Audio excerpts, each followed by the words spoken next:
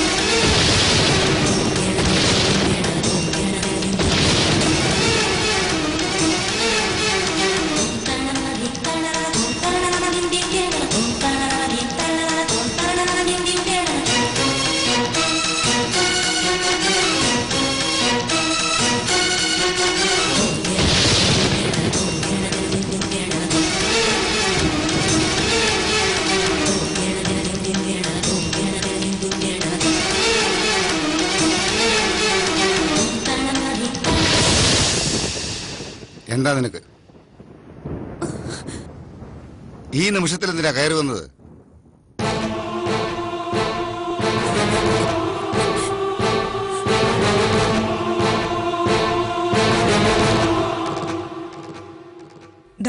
കണ്ടവനെ ASP റോഡിലിട്ട് പട്ടിയെ പോലെ തല്ലി കൊല്ലുന്നതിനിടയിലാ ഞാൻ ഇവനെ രക്ഷിച്ചത്. ആദർശ് ചെയ്ത കുറ്റം എന്തെന്ന് കേൾക്കണോ ദേവന്? എനിക്കൊന്നും കേൾക്കണ്ട. ഈ ചടങ്ങ് മുടക്കാൻ ആരെയും ഞാൻ സമ്മതിക്കില്ല. ദേവൻ ഇറങ്ങടി പുറത്ത്. ഒരിക്കൽ ഇതുപോലൊരു വിവാഹ മണ്ഡപത്തിൽ നിന്ന് തല കുറിച്ച് ഇറങ്ങിയതാ ഞാനും എന്റെ മോളും. അന്ന് തല തല്ലി കരയാൻ നീയും ഉണ്ടായിരുന്നു. ഇനി ദൈവം നേരിട്ട് ഇറങ്ങി വന്ന് തടഞ്ഞാലും ഈ വിവാഹം ഞാൻ നടത്തും. ദേവ, എന്താ ഇത്? പെൺകുട്ടിയുടെ അമ്മയല്ലേ, അവർക്ക് പറയാനുള്ളതുകൂടി പറയട്ടെ. ഇങ്ങനൊരു സാഹചര്യത്തിൽ നിങ്ങളെയൊക്കെ ഫേസ് ചെയ്യേണ്ടി വരുന്നതിൽ എനിക്ക് വിഷമമുണ്ട്. പക്ഷെ ഇതെനിക്ക് പറയാതെ വയ്യ. ഇപ്പൊ ഈ നടക്കുന്ന വിവാഹത്തിന്റെ പേരിൽ ഒരു ജീവൻ നഷ്ടപ്പെടാൻ തുടങ്ങുക. പ്രകാശിന്റെ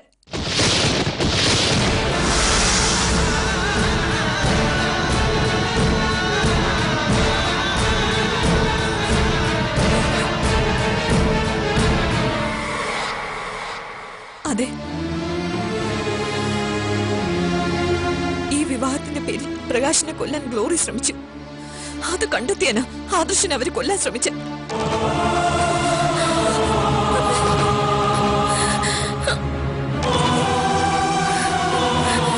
സന്ധ്യ, സന്ധ്യ, എന്താ ഈ പറയുന്നേ? എന്താന്ന്? ആദർശ്. അതെ ആന്റി, മരണം പ്രവചിച്ച ഡോക്ടർമാർ പ്രകാശിനെ ഇവിടെ കിടത്തിയിരിക്കുന്നു. മറ്റൊന്നിനും നിർബന്ധിക്കുകയല്ല. പ്രകാശിന് എന്തെങ്കിലും സംഭവിക്കുകയാണെങ്കിൽ അതിനു മുമ്പ് സോഫി അയാളെ ഒന്ന് കാണണം.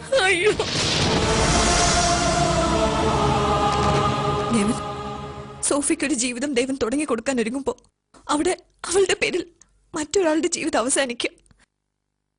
പ്രകാശിന്റെ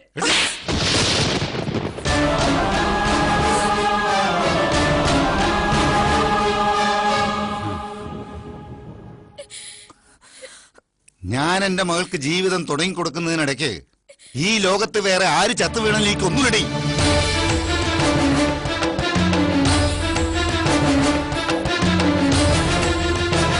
സ്വന്തം മകളുടെ വിവാഹപ്പന്തലിൽ ഇതുപോലൊരു വേഷം കിട്ടിയ ഒരു അമ്മയും വരില്ല. ഞാൻ എന്ത് മറുപടി അടി പറയാ? പറ.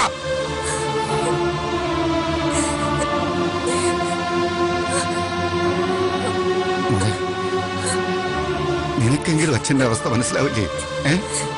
ദേവ, തന്തയായാലും തള്ളയായാലും ഇത് കുറച്ച് കടന്നു കയ്യാ. ഞങ്ങൾ അന്തസ്സുള്ള കുടുംബത്തിൽ നിന്ന് വരുന്നവരാ. അത് ഞാൻ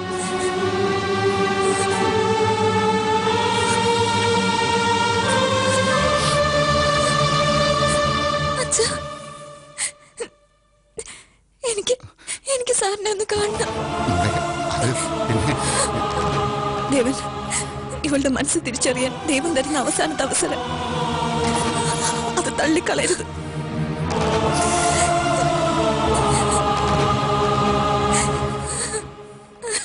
അങ്കിൾ പ്ലീസ്, പ്രകാശിനെ സോഫി ഒന്ന് കണ്ടോട്ടെ.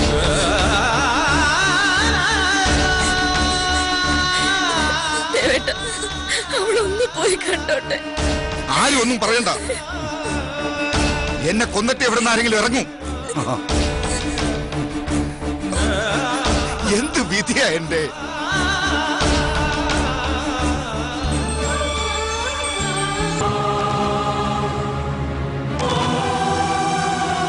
അങ്കിൾ,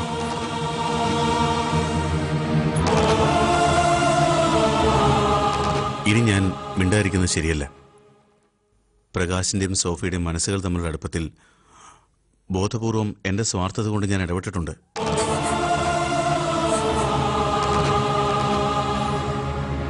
അതേങ്കിൽ ഇതുവരെ ഞാൻ സോഫിക്ക് ചെയ്ത എല്ലാ സഹായങ്ങളും പ്രകാശിന്റെ നേട്ടങ്ങളായിരുന്നു. അത് മനസ്സിലാക്കിയിട്ടും സോഫി എനിക്ക് വേണമെന്ന വാശി ഞാൻ മനസ്സിൽ സൂക്ഷിക്കുകയായിരുന്നു.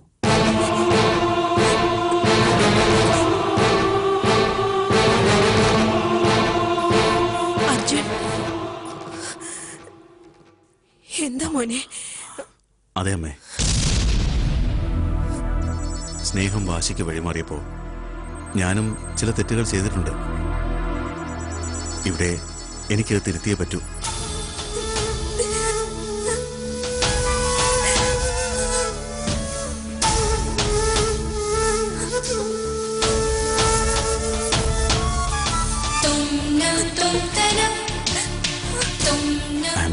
സോറി സോഫി. സത്യസന്ധമായൊരു സ്നേഹത്തിന് നേരെ കണ്ണടച്ച് തന്നെ സ്വന്തമാക്കാൻ ഞാൻ കൊതിച്ചുപോയി. പക്ഷേ ഇത് ദൈവത്തിന്റെ തിരുത്ത.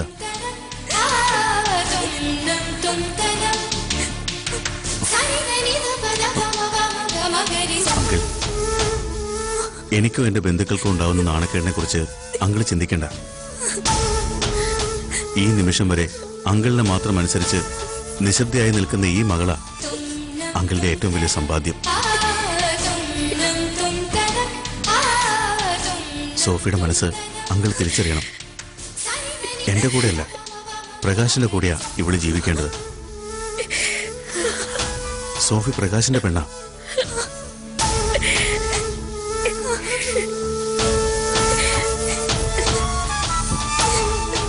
Sophy,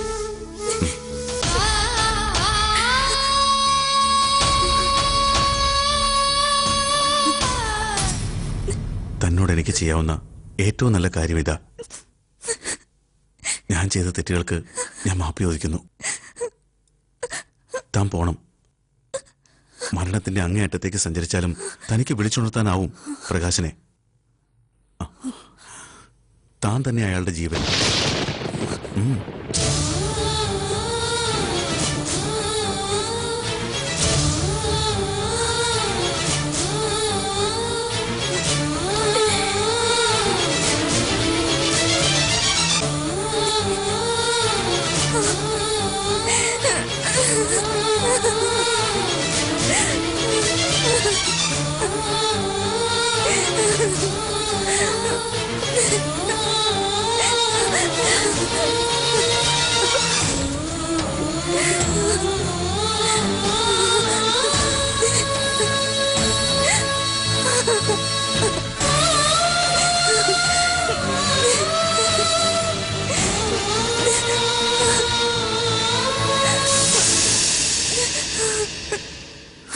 no sir, വിശദീകരിക്കണ്ട. എനിക്ക് നാണക്കേടാ നിങ്ങളുടെ സൗഹൃദം പോലും. ആദർശിനെ പോലൊരുത്തിനെ തടയാൻ പോലും പറ്റാതെ പിന്നെ നിങ്ങൾ എന്തിനാ ഈ തൊപ്പിയും വെച്ച് നടക്കുന്നത്? Glory please. നഷ്ടം എനിക്ക് മാത്രമാണ്. വിവാഹം അവൻ മുടക്കിയിട്ടുണ്ടാവും, പക്ഷെ അവരിവിടെ തേടി എത്തുന്നതിന് മുൻപ് എനിക്ക് പ്രകാശിനെ ഇവിടുന്ന് കൊണ്ടുപോകണം.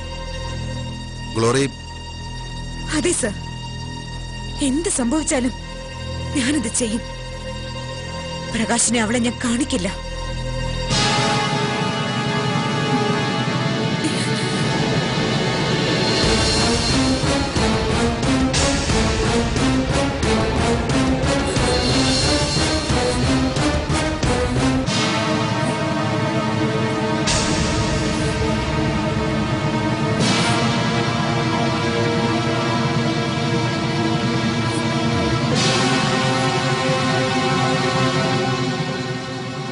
നിങ്ങളെന്താ ഇവിടെ? ഇത് ഹോസ്പിറ്റലല്ലേ സാർ, പോലീസ് സ്റ്റേഷനൊന്നും അല്ലല്ലോ. പ്രകാശനെ കാണാനാണെങ്കിൽ അത് നടക്കില്ല. അതേ നടക്കൂ. വിവാഹ മണ്ഡപത്തിൽ നിന്ന് ഇവളെയും കൊണ്ട് ഞാൻ വന്നത്. ഇതുവരെ എത്താമെങ്കിൽ പ്രകാശിനെ ഇവിടെ കാണും. വെറുതെ സിറ്റുവേഷൻ വഷളാക്കണ്ട. അച്ഛനെയും മകളെയും തൂക്കിയെടുത്ത് ഞാൻ കൊണ്ടുപോകും. നിർത്തോ. ഈ ഹോസ്പിറ്റലിന്റെ ഗേറ്റിൽ യൂണിഫോം ഇട്ട് നിൽക്കുന്ന ഗേറ്റ് കീപ്പർക്ക് ഞാൻ തന്നേക്കാൾ മാന്യത കൊടുക്കും. പോലീസ് ഉദ്യോഗത്തിലെ നല്ലൊരു സ്ഥാനം ഇവളുടെ ചെരുപ്പ് തുറയ്ക്കാൻ ഉപയോഗിക്കുന്ന തനിക്കുള്ള മറുപടി ഡിപ്പാർട്ട്മെന്റിൽ നിന്ന് തന്നെ കിട്ടും. അതിനുള്ള മാർഗം വേണ്ടപ്പെട്ടവർ ശരിയാക്കിയിട്ടുണ്ട്. അവര് വരും. കൊലപാതകത്തിന് കാവൽ നിൽക്കുന്ന തന്റെ ഡ്യൂട്ടി പരിശോധിക്കാൻ. മോളിയല്ലേ? മാറ്. എന്റെ ഭർത്താവിനെ നീ കാണില്ല. കാണും. മാറടി. ഇല്ല, ഇവിടെ കിടന്ന് ചത്താലും നീ അയാളെ കാണില്ല.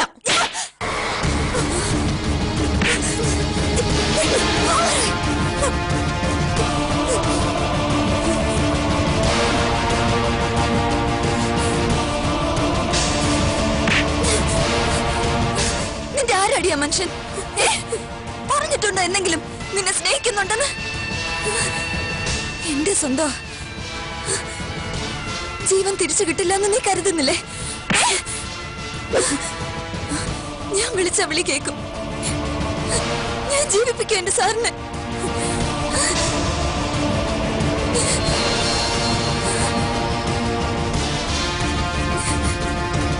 ഡോക്ടർ, സർ, പ്രകാശിനെ കാണാൻ ഇവരെ അനുവദിക്കരുത്.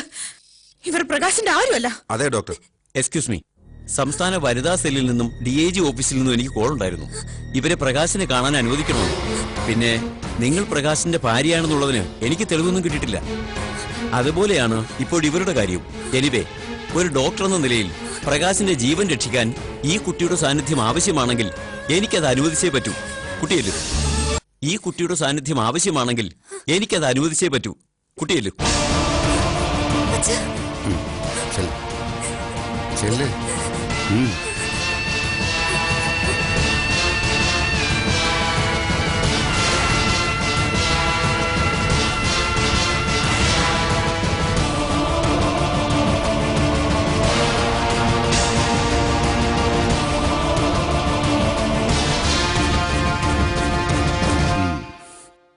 അവസാന ഘട്ടത്തിൽ മാത്രം തിരുത്തിയവനാ ഞാൻ. പക്ഷേ പ്രകാശിന്റെ ജീവിതത്തിന് എന്തെങ്കിലും സംഭവിച്ച പച്ചയ്ക്ക് കൊളുത്ത് ഞാൻ നിന്നെ.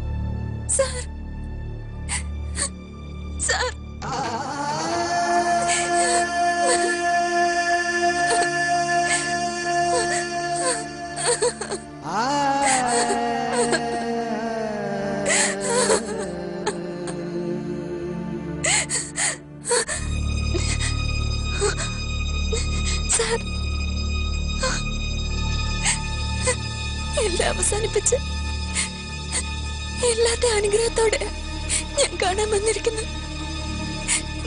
ഒന്ന് കണ്ണു തുറക്കോ സാർ? കാണാന്ന് പറഞ്ഞിട്ട് രാത്രി മുഴുവൻ ഞാൻ കാത്തിരിക്കുകയായിരുന്നു. എന്റെ കൺമുന്നിലൊന്ന് വന്നിരുന്നെങ്കിൽ ഈ കാലി വീണൊന്ന് മാപ്പ് ചോദിക്കാൻ. ഞാൻ സാറിന്റെ സ്വന്തമാണെന്ന് എല്ലാവരും കേൾക്കി ഉറക്കെ വിളിച്ച് പറയാൻ. സാർ ഒന്ന് കണ്ണു തുറക്കൂ സാർ. ഞാൻ എന്നും ഈ മനസ്സിനെ സ്നേഹിച്ചിട്ടുള്ളൂ. ഞാൻ കാണിച്ച വാശികൾ പുറത്തെങ്കിൽ എന്നെ ഇപ്പോഴും മനസ്സറിഞ്ഞ് സ്നേഹിക്കുന്നുണ്ടെങ്കിൽ ഒന്ന് കണ്ണു തുറന്നൊന്ന് നോക്ക്, ഒന്ന് നോക്ക്.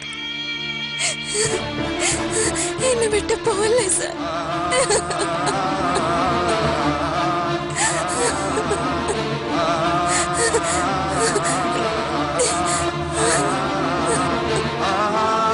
എന്നെ വിട്ട് പോലെ.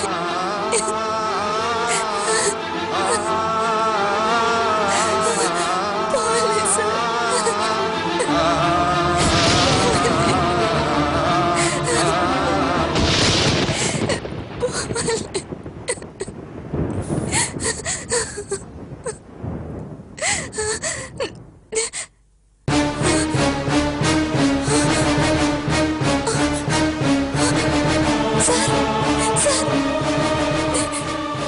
ഞാൻ വന്നു സാർ. സാർ ഞാൻ സാറിന്റെ സ്വന്തം. ഇനി ആരും എന്നെ തടയില്ല സാർ. സാർ സാർ സാർ കണ്ണുറക്ക് sir. Sir sir sir sir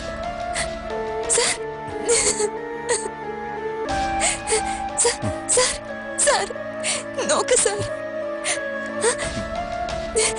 sir